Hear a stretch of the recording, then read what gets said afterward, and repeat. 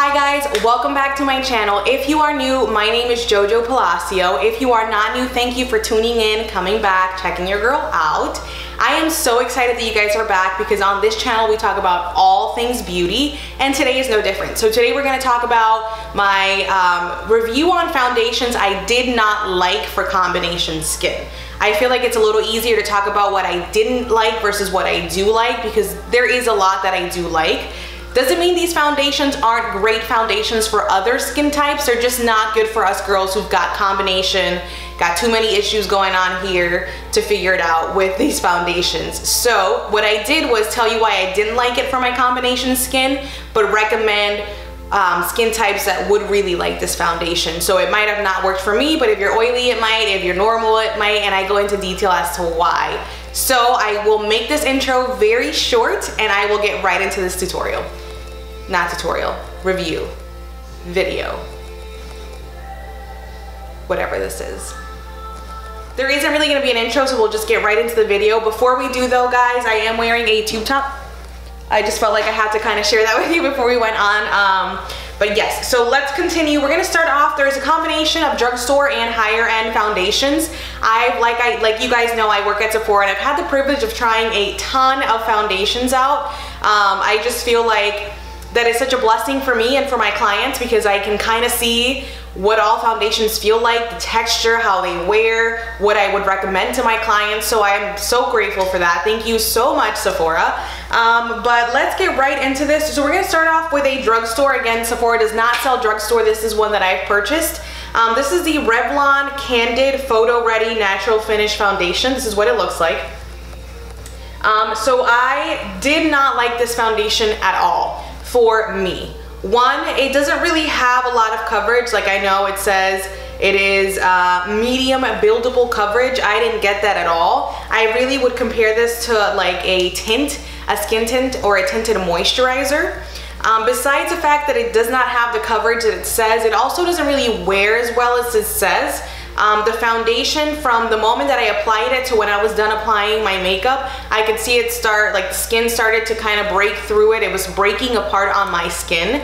But if you're someone who has, I would say, normal skin and you don't want a lot of coverage, you might want to consider trying this. This is more for like an everyday, if you want to use a tinted moisturizer or an inexpensive skin tint, this would probably be for you. I just didn't really like it at all. It didn't really wear well. The color I got it in was honey beige. I just honestly, I wasn't impressed by it at all. The next foundation we're going to talk about is another drugstore foundation. This is the Wet n Wild Photo Focus Foundation. So I like this foundation initially. I like this foundation because the coverage was nice. I liked the foundation because it was super inexpensive. It was $5. Maybe a little less. And what else did I like about this foundation? The coverage was okay. What does this say this is? I think this is another medium buildable coverage foundation. And it's supposed to be like super great for photographs. Not at all. This didn't wear well on me at the end of the day. The coverage was okay. Like I wouldn't say the coverage was the greatest. I feel like I've had better coverage, inexpensive foundations. The other thing I did not like about this is the application of it. I saw great reviews on it. I know there's a lot of YouTubers that like it. I just could not get past the fact that it was a lot of foundation that I had to apply to get the coverage that I wanted, and it didn't necessarily wear super well on my skin. I am someone who I need a foundation to last 12 plus hours because guess what? I might film now and it's 10 o'clock in the morning and I might have to edit and then run errands all day, and I won't take the foundation off until about maybe 6 or 7 that I'm ready to work out, 6 or 7 p.m. So from 10 to 6 or 7, I need a foundation that stays on. I don't carry around powders. I don't touch up. This is it. Like this is all that you get. So I don't need something that I'm going to constantly have to carry a powder through. The finish of it didn't necessarily impress me either. It wasn't like the greatest. Now, if you're someone who is, again, normal, maybe a little drier in foundation texture, you might like this. It didn't really, no, not even dry. I take that back, not even dry. Because looking at it now, just kind of dry up on my skin. I wish we had like a microscopic type of lens. it just really sits on the skin, and I don't like that. And I feel like that's something that the Revlon Candid foundation did. It just sat on my skin. And now foundations can sit on your skin as in like they won't blend in, or they can roll up on your skin because it's like super matte and doesn't really necessarily have anything to help your skin out. So that's my spiel on that. I'm gonna go into some higher end foundations, and these are all actually really good foundations. They just didn't work well for my skin type. Again, nothing against these foundations, they're just not meant for combination skin. So don't take this the wrong way.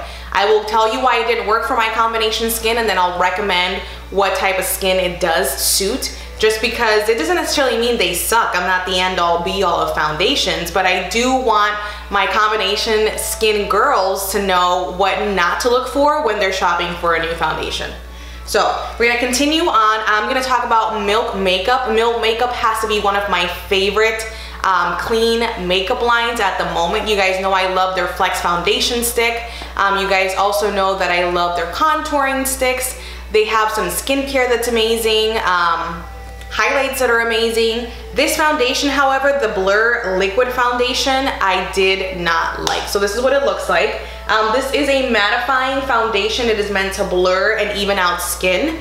Let me stop for a minute and say that I can usually wear a really matte foundation because I'll do one of my foundation combinations, and I'll also prep my skin pretty well with skincare, as well as use a very hydrating, gripping, long wearing type of primer. Or I might even use something like the, what's that called? I'll use a Smashbox Radiance, or I'll use the Stroke Cream by MAC to kind of help prep my skin for a super mattifying foundation. This, however, was way too matte for me. I do like something that's a little more matte just because they're longer wearing. Again, my spiel about how long I need my foundations to last. So I typically won't be super afraid of a matte foundation. You guys know that the Smashbox 24-hour foundation is one of my favorites. But this, for whatever reason, was super, super mattifying. Now, that being said, if you're someone who's super oily and you cannot get a foundation to stay on your face, girl, this is your foundation. Like, this is so good. I wanted to like it so bad because I've applied it to my oily clients, and I love the way that it looks on their skin. The coverage is there, the finish is there, the blurring is there. But for me personally, especially in this outer perimeter here, it was a no. It was like a, can't do it for you, Jovi, I'm sorry. But if you're oily, girl, go ahead and check that out because that is such a good foundation. The next one I truly really wanted to like as well. I love this. This is the Laura Mercier Flawless Fusion Ultra Longwear Foundation. So again, this is a matte foundation. This guy is so pretty on. It's one of those situations where you have to be really oily again to like be able to wear it. Number one, it is such a good formula. The formula itself is not super creamy. It's not super thick. It is just right. I feel like one of the, what do you call that? The bears. I'm trying to get it to come out. Okay, perfect. So the only thing was that this was just, again, a little too matte for me. It was just kind of sitting on my skin. I couldn't really blend it out as well as I wanted to, not even with a buffing brush. It just kind of emphasized a lot of my dryness around my face. And even when I wore it with other things, in combination with other things, I couldn't really get it to like blend and look like my skin. I take pride in when clients say, you matched your color so well, it looks very natural.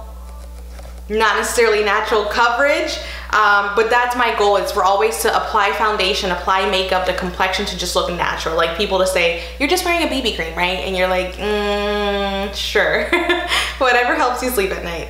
But again, not gonna say that I don't love this on my clients who are super oily. Someone who just has large pores, acne prone, very oily. You're gonna love this foundation. I know I do on my clients. The coverage is definitely there. It is an easy, medium, buildable coverage.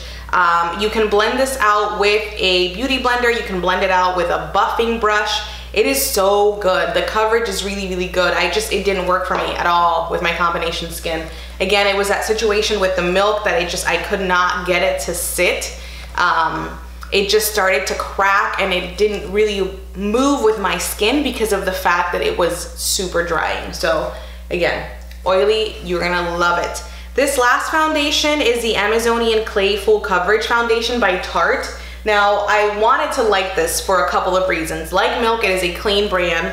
It has it has SPF in it. It is definitely a full coverage. One of the things I didn't like right away was that it was very thick. It is very thick feeling, so if you're someone who's got a lot of texture, you're gonna like that just because it does blend out and kind of even out your skin. If you're someone who's oily, you're gonna like that a lot too, just because of the fact that it is Amazonian clay helps to kind of suck up a lot of the oil and it wears better for you along in the day. It's long wearing, full coverage foundation, more for oily skin. Like, that's all that I have to say.